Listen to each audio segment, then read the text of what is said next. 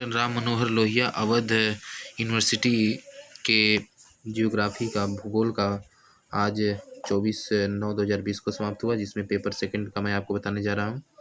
किस तरह से पेपर आया था चलिए देख लिया जाए और किस तरह से उसे किया जाए और नंबर आपको मिलेगा, इसके बारे में चर्चा किया जाए। पेपर के बारे में आपको बताता हूँ। जियोग्राफी इस तरह से आते हैं भूगोल के पेपर।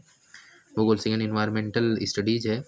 आप पेपर कोड मतलब पेपर का जो ये अंक है कोड है ये लिखेंगे और उसके बाद ये चीज़ उसमें लिखना होता है। Time allowed 3 hours, maximum mark 75। Note attempt all sections as per instruction. सभी खंडों के उत्तर निर्देशानुसार दीजिए। देखिए सेक्शन ए में लिखा है कि खंड very short answer type questions, अति लघु उत्तरी प्रश्न। नोट है attempt all questions, give answer of each question in about 50 words. Each questions carried 1.5 marks, 1 hold 1/2 marks, मतलब कि 1.5। ठीक है, सभी प्रश्न का उत्तर दीजिए। प्रत्येक प्रश्न का उत्तर लगभग 50 शब्दों में, प्रत्येक प्रश्न 1.5 अंक का है। ठीक है ना। देखिए पहला प्रश्न है कि right notes on the following, निम्नलिखित पर टिप्पणी लिखिए।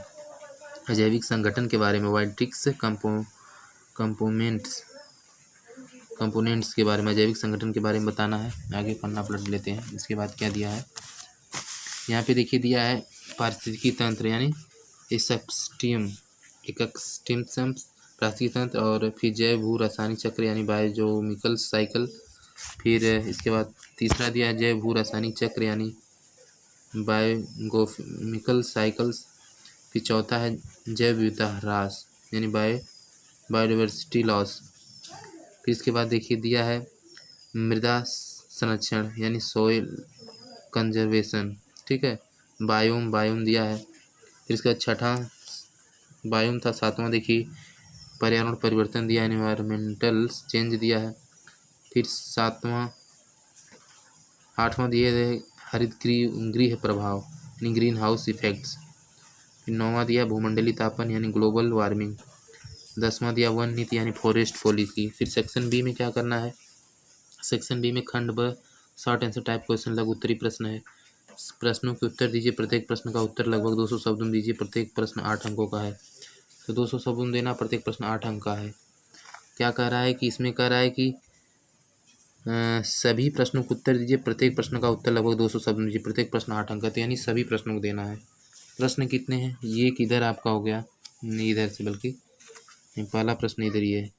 पहला प्रश्न सभी प्रश्नों को देना है, यानी कि आप यहाँ से देखिए पहला वो था, यानी कि यहाँ पे पहला प्रश्न है। देखिए पहले में तो ये था, उसके बाद ये दूसरा है, यानी दूसरा में सबको देना है। इसमें से मतलब जो देखिए पहला पर्यावरण अध्ययन की परिभाषा एवं संकल्पनाओं पर प्रकाश डालिए, इसको या अथवा करके इसको डालिए। पर्यावरण अध्ययन के उपागमों की व्याख्या कीजिए। तीसरा है पारिस्थितिकी के संगठनों की व्याख्या कीजिए, अथवा इसमें इन दोनों में से एक ही लिखना रहेगा। चौथा भी उसी प्रकार से, चौथा में से किसी एक को लिखना है। चाहे मृदा संरक्षण पर प्रकाश डालिए, मृदा को किस तरह से बचाया जा सके उसके बारे में लिखना है, या वायु प्रदूषण की समस्याओं की विवेचना करना है। वायु प्रदूषण की समस्याओं की विवेचना करना है तो आप बता ही देंगे, बहुत आसान है। फिर संविशास पर टिप्पणी लिखना है। पर्यावरण शिक्षा पर एक टिप्पणी लिखिए।